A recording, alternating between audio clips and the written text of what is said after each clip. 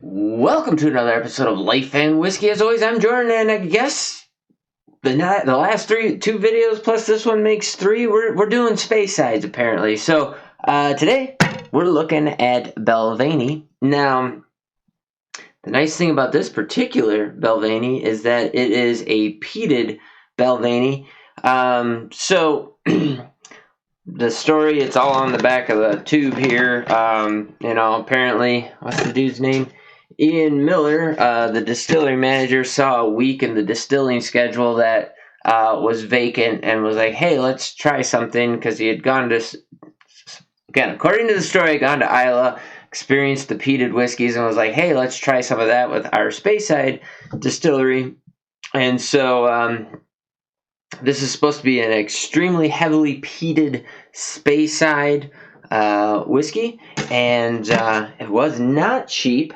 And I believe it's fairly difficult to come by. They might have only done one release of it.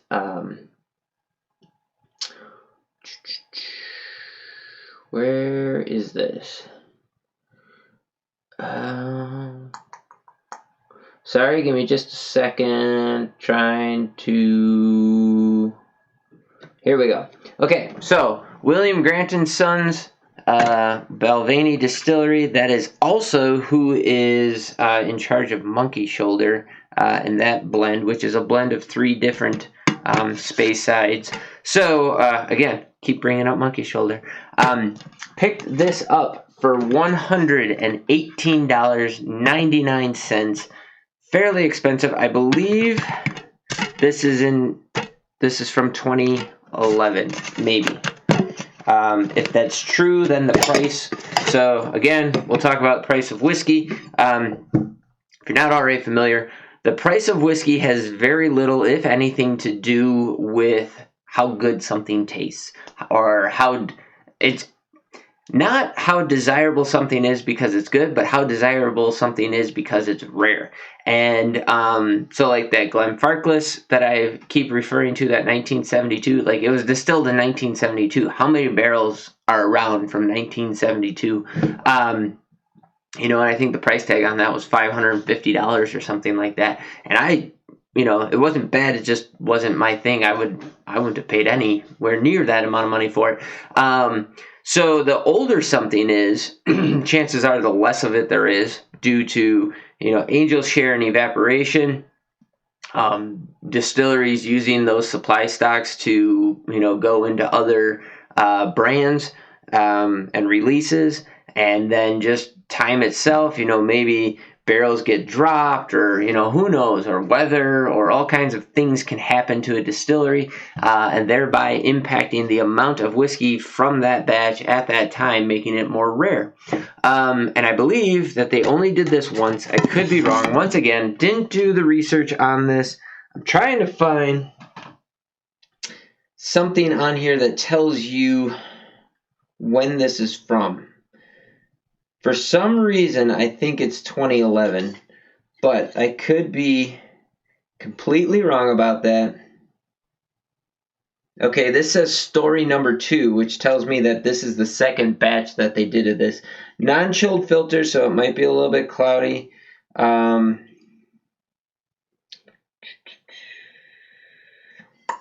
Yeah, gosh, I wish they had a year on this for when it was bottled, or when it was distilled and when it was bottled. But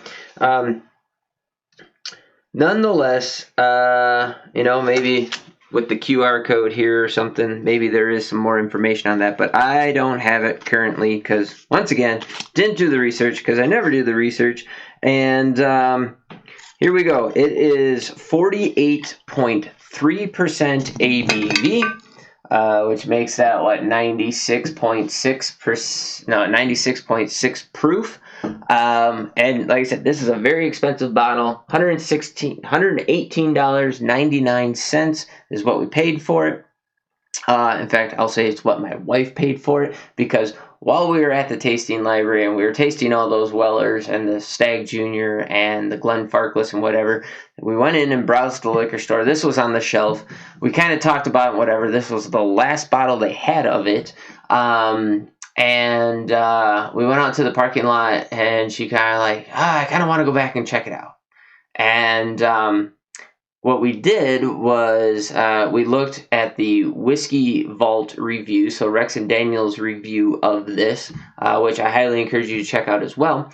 And that convinced her that she wanted to go and check it out. Now, it was one of their early videos that they did together back before Rex was as much of a contributing partner to the conversation about the flavors and the noses and whatever as he is now. But anyways, the review was enough that she was like, I kind of want to go get it. So she went in and bought this bottle. And like I said, it's rare. It's kind of hard to get your hands on. I want to say in Daniel and Rex's video that Daniel said that there was only like 30,000 or 33,000 bottles in the United States. And this was already several years ago. So due to that rarity is why the price is a bit higher. Plus, you know, if it's something they're only doing 1 week out of the entire year, the quantity that they actually distill is quite diminished. And so it's a little bit harder to come by. So for all those things, I get the price. It makes it less it's not as attractive to me because of the price, but the concept, everything about it, whatever, not unhappy with that, with paying that for something. But this is one of those whiskeys that you're paying the price to say that you have it, kind of a thing. Like, it's good, but you know, you're maybe paying about double what the flavor profile says it would be good at. But nonetheless, yep, there's a little bit of cloudiness to it, so that non-chilled filter in there. On the nose, I get butterscotch with just a hint of malt in the background. There is a very slight, and I mean slight, smokiness and saltiness on the nose. You really have to dig for that one. Of course, on my left nostril, that's kind of dominating. And it's more of a wood smoke type smoke. Boy, that almost had a little bit of like wood smoked barbecue, meaty umami to it. Now a little bit of swampiness, peatiness. So like the earthy peatiness with a wood fire smoke, and a sweetness. Butterscotchy. Boy, now we're pushing into some fruit. Boy, okay. Getting way more out of this than I have in any previous times that I've tried this. You know, we've drank, maybe 3-4 pours out of this total. And the nose is just opening up way more than in any of those.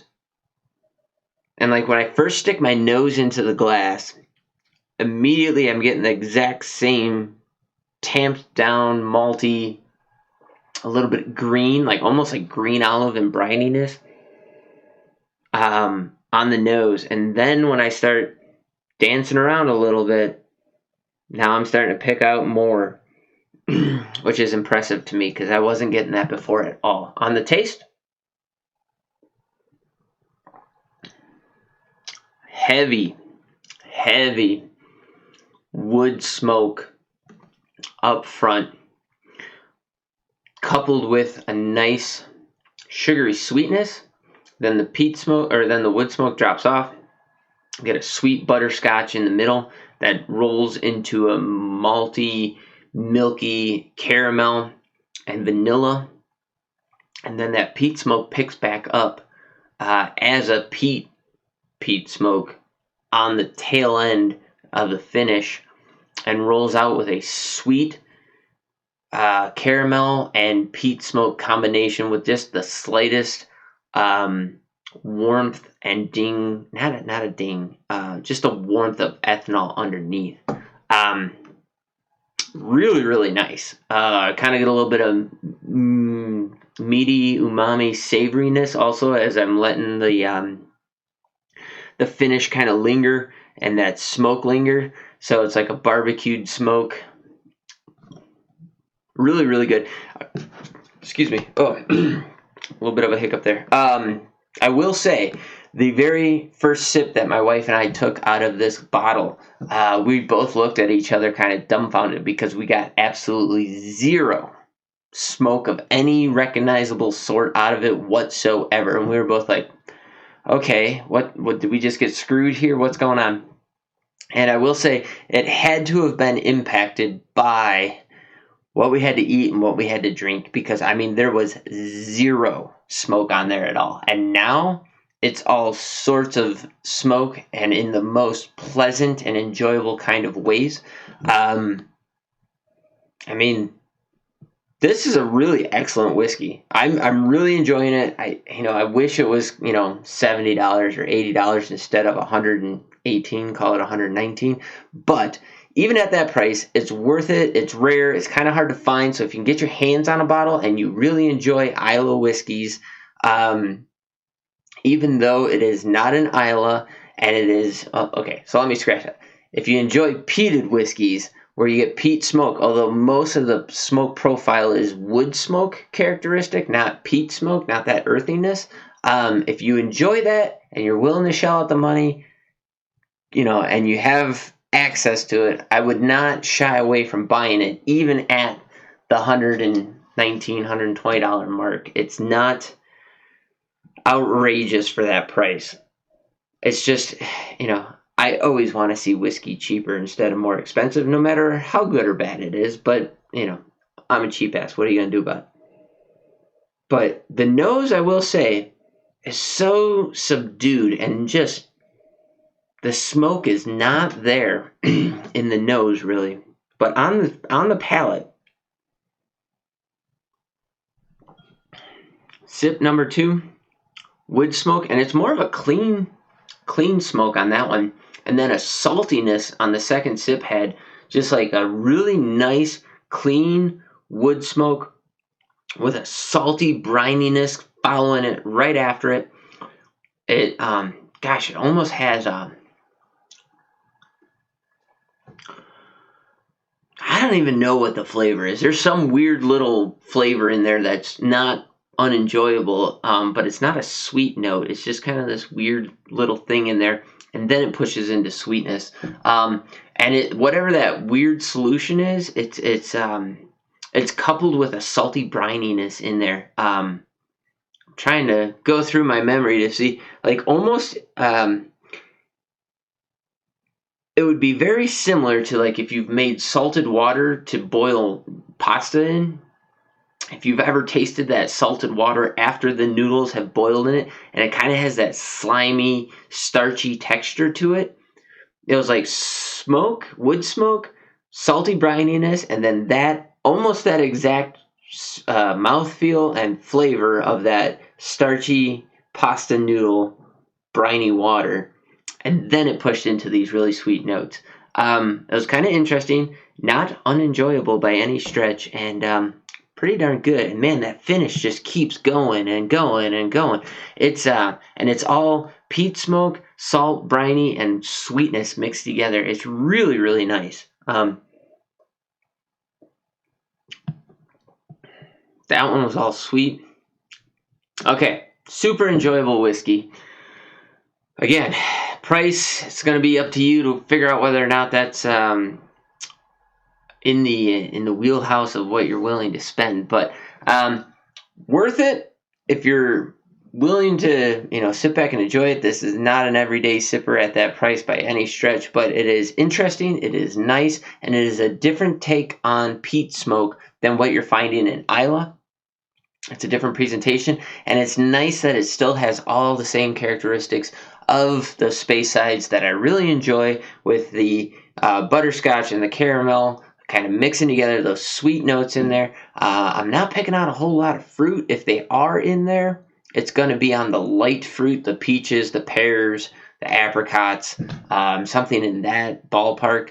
And it's going to be pretty subtle, and it's mixed into that sweet profile there. It's a bit nuanced. So there you have it, Balvenie, the Week of Peat, $118.99 here in Wyoming, although where I live, this was the last bottle on the shelf, so good luck. There's definitely not another liquor store in town that has any, so we got the last bottle in town, and yeah, there you go. The proof is up there a little bit compared to some of the other ones we've been drinking. So 48.3 compared to 43 on the last two with the Macallan and the Ben Riach. Yeah, I don't have much else to say about it. It's good, it's enjoyable, it's spendy. But if you have an experience with Balvenie the week of Peat, please drop in the comments down below. I'd love to hear what you have to say about it. Also, let me know what you can find it for in your area, if you can find it at all. I know it's a slight bit of a unicorn, a little bit hard to find. But you know what? Love to hear what you have to say about it. If you think there's somebody out there who would enjoy these whiskey reviews, go ahead and kick this video out to them and share it with them. As always, follow Life and Whiskey on BitChute, Minds, Rumble, Minds maybe, and YouTube. And if you're watching this on YouTube, check me out on the other platforms. Definitely don't have Rumble up and running at this point, but by the time you see this video, if you're watching it on YouTube, Rumble will definitely be up and running, and all of the catalog that is currently on YouTube will also be available on Rumble. So go ahead and check those out for sure. As always, thanks for watching. Do greatly appreciate it. If you haven't already, please like, comment, subscribe, hit that notification bell if you're on YouTube. If you're on Rumble, rumble it out, do all that good jazz. And yeah, thanks for watching. You guys have yourselves a great day, and we'll catch you in the next video as always.